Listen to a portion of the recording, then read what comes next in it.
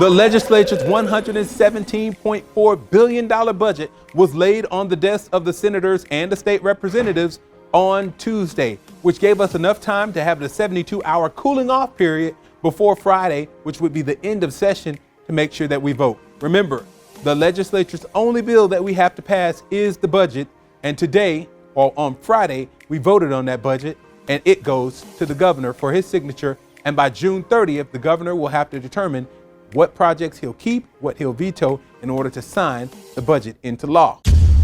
Speaking of that budget is a little bit smaller than it was last year, only because of the loss of federal aid from pandemic funds that were given to us by the federal government last year. I'm proud to report that many of the local projects for which I requested funding were included in the spending plan, such as $3 million for Palm Beach Atlantic University's George Lemieux Center for Public Policy. There's $1 million in the budget for Riviera Beach's design and demolition of an existing fire station on Singer Island.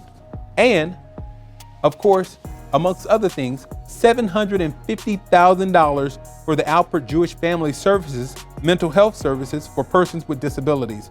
And not to discount the fact that there's an additional $5 million in the budget for the Cox Science Center. This and much, much more in the state budget this year. On Wednesday, HB 135 legislation, which would halt the Department of Highway Safety and Motor Vehicles from changing voter registration without permission, came before the Senate for a vote. Of course, I was happy to support this bill to ensure that no matter what your political party or political affiliation is, you'll make sure that when you go to get your driver's license renewed, they're not able to change your voter's registration and you're able to continue to stay in the party of your choice. Legislation which would make it easier for prosecutors to hold people in pretrial detention by relying solely on hearsay evidence, HB 7067, came up for a final vote in the Senate.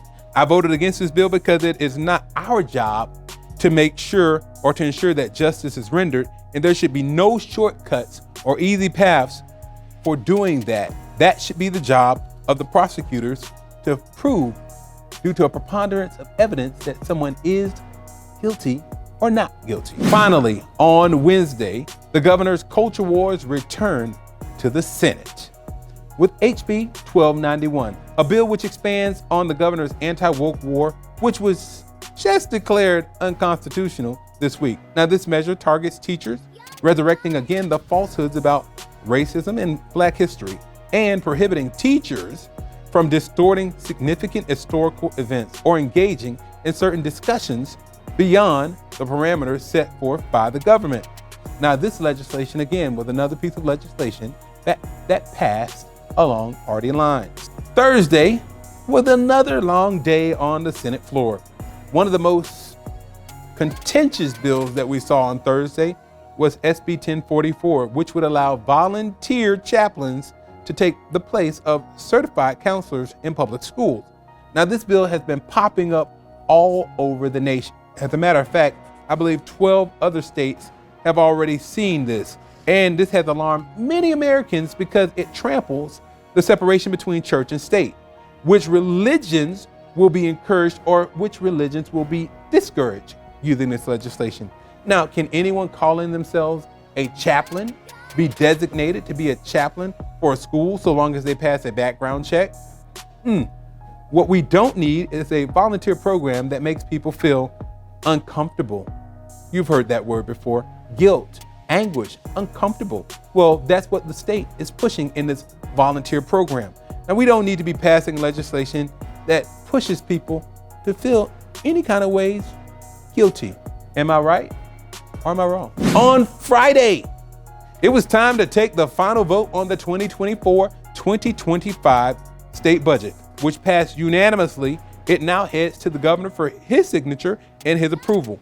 Hopefully, this guy will refrain from his typical vetoing of many projects critical to local communities. And the day concluded with the traditional hanky drop marking sine die of the 2024-2025 legislative session.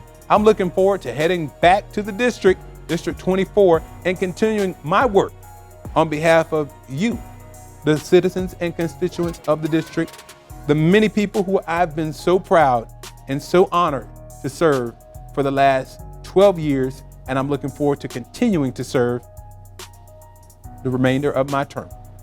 That is a wrap for the 2024-2025 legislative session. Of course, I am State Senator Bobby Powell Jr., reminding you that a life of service is a life that counts. Thank you for watching this week's edition of the Powell Press, and make sure that you subscribe, like, comment, and get involved, and follow up and keep up with us on the Senate or in the Senate through our various channels. Of course, you see us on YouTube, but we're also on LinkedIn, Facebook, Twitter, and Instagram.